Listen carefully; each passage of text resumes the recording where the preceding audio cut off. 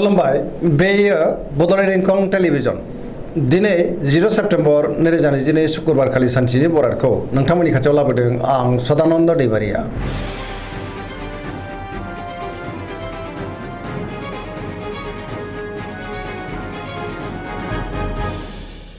सिगां फरायनो लादों मेष राशि गिबि हांखो अ ल दिनैनि साना जोबोर मोजां जेरावबो देरहासार जानो हागोन। मावनो लानाय खामानिखौबो थि समावनो आरो गोरलैयैनो मावफुंनोबो हागोन। गोसोखौ जोबोर गोजोननाय मोनगोन। देहाया दिनै मोजाङै थागोन। बबेनिफ्रायबा मोजां खौरां फैनोबो हागौ। रांखावरियाव मोजां। बेफार फालांगियावबो मोजां होनजायो। आयाबो बांगोन। सोरबा लोगोनिफ्राय थोजासे हेफाजाब मोननो हागौ। न'खराव अननानै फैगोन। बिमा बिफानि अननाय बोरखौबो दिनै मोननो हागोन। गुबुननि गोसोखौ बोनो हागोन। गोसोनि बोलोआ बांगोन। समाजाव बयजोंबो अनसायजागोन। सेंग्रा सिख्लाफ्रा जोबोर रमान्टिक जागोन आरो गोसोनि साननायखौ फोरमायलायनोबो हागोन। फरायसाफ्रा दिनै फरायनायाव गोसो दुंखांगोन। धोरोमारि बिथिङावबो गोसो दुंखांगोन। पजिटिभ एनार्जिनि गोहोमबो गोग्लैगोन। वृष राशि गिबि हांखो ए ओ ब दिनैनि साना जोबोर मोजां। मोनफ्रोमबो बिथिङावनो जाफुंसारगोन। गोबां मोजां खाबु फैनोबो हागौ। गोसोआ दिनै जोबोर खुसि जागोन। गोसोनि बोलोआबो बांगोन। गावनि गोसोनि साननायखौ दिनै गुबुननो फोरमायनोबो हागोन। समाजाव मान मोनगोन। रांखावरियाव मोजां। बेफार फालांगियावबो मोजां होनजायो। गुबुनजों मोजां सोमोन्दो लाखिनो रोंगोन। न'खराव बिसि फिसायनि गेजेराव अननानै फैगोन। बिदा फंबायजों मोजां सोमोन्दो थागोन। गुबुननि अनसायनाय मोननो हागौ। देहाया दिनै मोजाङैनो थागोन। अब्लाबो नाथाय जानाय लोंनायाव सांग्रां जानांगोन। सोरबा लोगोनिफ्राय मोजां खौरां फैनोबो हागौ। गोसोनि साननायफ्रा मोगथाङाव जाफुंगोन। पजिटिभ साननो रोंगोन आरो पजिटिभ एनार्जिनि गोहोमबो गोग्लैगोन।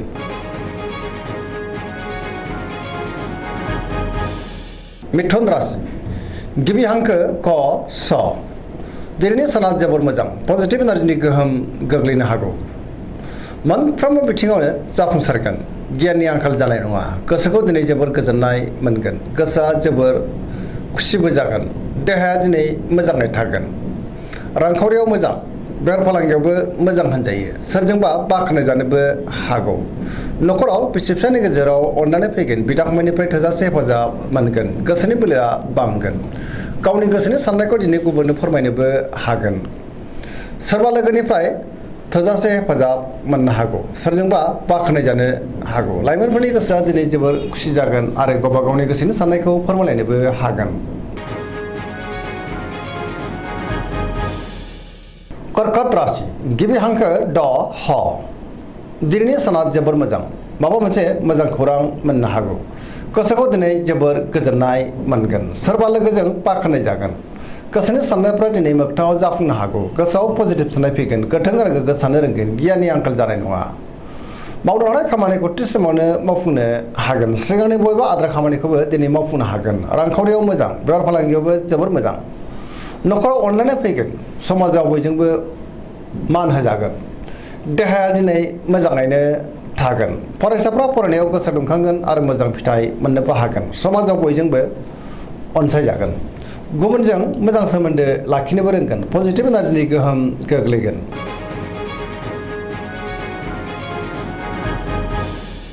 सिंह राशि गिबि हांखो म थ दिनैनि साना मोजां आरो गाज्रिनि गेजेरजों बाबेलनांगोन। गोसोआव गोनो गोथो साननाय फैगोन। मावनो लानाय खामानिखौ मावफुंनो हागोन। सोरबा लोगोनिफ्राय गाज्रि खौरांबो मोननो हागौ। बहाबा दावबायनो एबा हान्थिनो खाबु मोनगोन आरो मोजाङैनो हान्थिनोबो हागोन। रांखावरियाव मोजां। अब्लाबो नाथाय खरसाया बांगोन। बेफार फालांगियाव मोजां होनजायो। गुबुनजों मोजां सोमोन्दो लाखिनो रोंगोन। अब्लाबो नाथाय माबा नङा माबा मोनसे गोरोन्थिबो जानो हागौ। गोसोनि साननायफ्रा देबार नांगोन। देहाया मोजाङै थागोन। अब्लाबो नाथाय जानाय लोंनायाव सांग्रां जानांगोन। गुबुननि थाखाय नाङा फाङा जेंनायाव गोग्लैनांनोबो हागौ। नेगेटिभ एनार्जिनि गोहोम गोग्लैगोन। कन्या राशि गिबि हांखो प ट दिनैनि साना जोबोर मोजां गोसोआव पजिटिभ साननाय फैगोन गोथों आरो गोग्गो साननो रोंगोन गियाननि आंखाल जानाय नङा जायखि खामानि मावा मानो मोनफ्रोमबो खामानिखौनो दिनै मोजाङै मावफुंलांनो हागोन रांखावरियाव मोजां बेफार फालांगियावबो मोजां देहाया दिनै मोजाङै थागोन अब्लाबो नाथाय जानाय लोंनायाव सांग्रां जानांगोन न'खराव दिनै अनलायनाय फैगोन गोबां खामानियाव दिनै मुखुबबो थागोन सोरजोंबा बाख्नाय जानो हागौ पजिटिभ एनार्जिनि गोहोमबो गोग्लैगोन सेंग्रा सिख्लाफ्रा गावबा गावनि गोसोनि साननायखौ फोरमायलायनो हागोन आरो गोसोआ जोबोर खुसिबो जागोन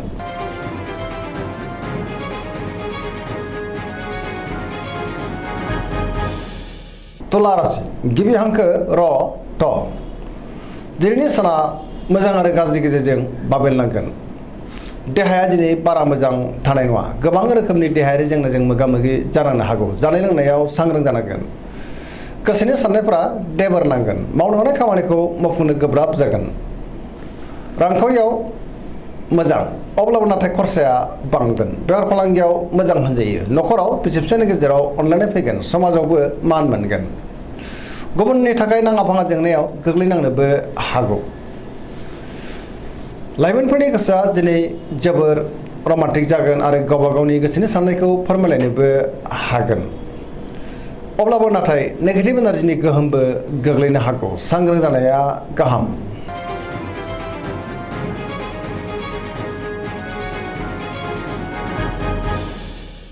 वृश्चिक राशि गिबि हांखो न स दिनैनि साना जोबोर मोजां समाजाव बयजोंबो मान होजागोन गोबां मुंदांखा सुबुंजों दिनै लोगो मोनज्लायनो हागौ गोसोआव पजिटिभ साननाय फैगोन गोथों आरो गोग्गो साननो रोंगोन गियाननि आंखाल जानाय नङा सोरबा गोजाम लोगोजों बहाबा लोगो मोननानै गोसोखौ दिनै जोबोर गोजोननाय मोनगोन गोसोआव गोथों आरो गोग्गो साननाय फैगोन मावनो हानाय खामानिखौ थि समावनो आरो गोरलैयैनो मावफुंनोबो हागोन गुबुननि हेफाजाब मोनगोन गोसोनि साननायफ्रा दिनै मोगथाङाव जाफुंगोन गोसोनि बोलोआबो बांगोन समाजाव बयजोंबो अनसायजागोन न'खराव अननाय फैगोन रांखावरियाव जोबोर मोजां अब्लाबो नाथाय खरसाया बांगोन बेफार फालांगियाव मोजां होनजायो देहाया दिनै मोजाङै थागोन गुबुननि हेफाजाब मोनगोन फरायसाफ्रा दिनै फरायनायाव गोसो दुंखांगोन आरो मोजां फिथाइ मोनगोन सेंग्रा सिख्लाफ्रा गावबा गावनि गोसोनि साननायखौ फोरमायलायनो हागोन गोसोआबो दिनै जोबोर रमान्टिक जागोन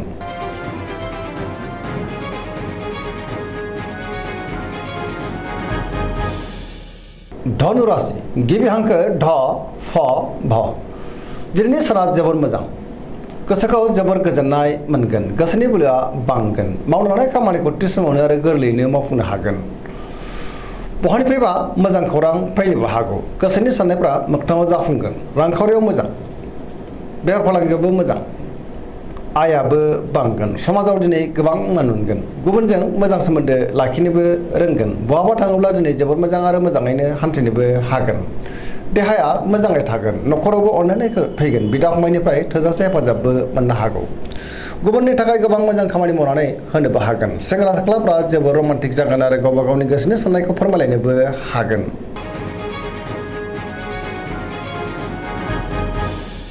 मकर राशि गिबि हांखो ख ज दिनैनि साना जोबोर मोजां गोसोनि साननायफ्रा मोगथाङाव जाफुंगोन मावनो हानाय खामानिखौ थि समावनो आरो गोरलैयैनो मावफुंनोबो हागोन रांखावरियाव जोबोर मोजां अब्लाबो नाथाय खरसाया बांगोन बेफार फालांगियाव मोजां होनजायो गुबुनजों मोजां सोमोन्दो लाखिनो रोंगोन मोनफ्रोमबो खामानिखौ दिनै गोरलैयैनो मावफुंनो हागोन सिगांनि बबेबा आद्रा खामानियावबो दिनै मावफुंनो हागोन गोदान खामानियाव आखाइ होजेननो हागोन न'खराव अनलायनाय फैगोन बिदा फंबायनिफ्राय थोजासे हेफाजाब मोनगोन लाइमोनफ्रा जोबोर रमान्टिक जागोन आरो गोसोनि साननायखौ फोरमायलायनोबो हागोन फरायसाफ्रा दिनै फरायनायाव गोसो दुंखांगोन आरो मोजां फिथाइ मोनगोन पजिटिभ एनार्जिनि गोहोमबो गोग्लैगोन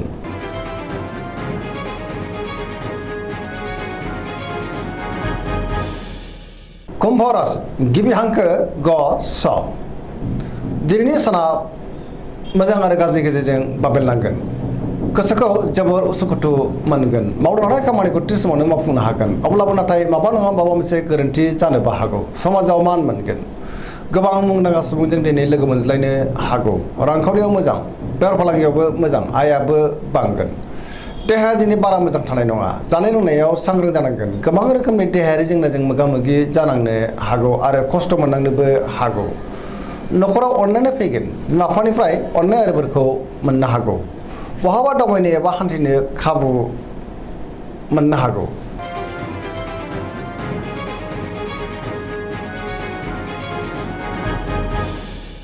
मीन राशि गिबि हांखो ड स दिनैनि साना जोबोर मोजां गुबुननि थाखाय गोबां मोजां खामानि मावनानै होनोबो हागोन गोसोआव पजिटिभ साननाय फैगोन गोथों आरो गोग्गो साननो रोंगोन गियाननि आंखाल जानाय नङा गोसोनि बोलोआ बांगोन गावनि गोसोनि साननायखौ दिनै गुबुननो फोरमायनोबो हागोन देहाया मोजाङै थागोन रांखावरियाव मोजां बेफार फालांगियावबो मोजां न'खराव दिनै अनलायनाय फैगोन सोरजोंबा बाख्नाय जानो हागौ लाइमोनफोरनि गोसोआ दिनै जोबोर रमान्टिक जागोन आरो गावबा गावनि गोसोनि साननायखौ फोरमायलायनो हागोन बहानिफ्रायबा मोजां खौरां फैनोबो हागौ फरायसाफोरा दिनै फरायनायाव गोसो दुंखांगोन आरो मोजां फिथाइ मोननोबो हागोन दिनैनि राशि फरायनाया एसेनोसै जोबनायाव बेखौनो खावलायो जाहाथे नोंथांमोना सानफ्रामबो जोंनि बे बड'लेण्ड इंखं टेलिभिजनखौ नायबाय थायो आरो साबस्क्राइब खालामो लोगोसे लाइक खालामो आरो शेयार खालामो एसेनोसै गोजोन्थों।